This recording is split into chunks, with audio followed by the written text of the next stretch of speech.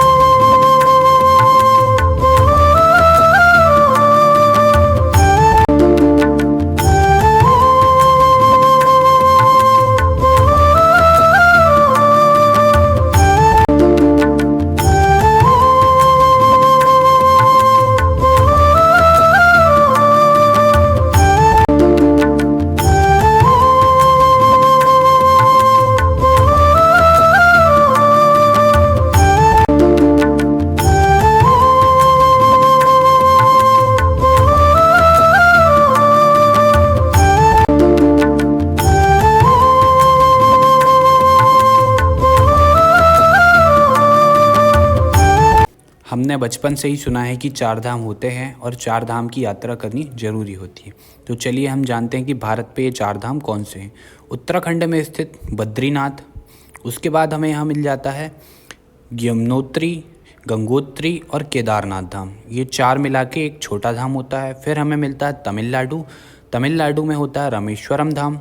फिर इसके बाद हमें मिलता है गुजरात, गुजरात पे है द्वारका धाम। उसके बाद हमें मिलता है उड़ीसा, उड़ीसा में है पुरी धाम जो भगवान जगन्नाथ को समर्पित है। और ऐसी ही जानकारी के लिए हमें सब्सक्राइब करें। हमने बचपन से ही सुना है कि चार धाम होते हैं और चार धाम की यात्रा करनी जरूरी होती है। तो चलिए हम जानते हैं कि भारत पे ये चार धाम कौन से हैं।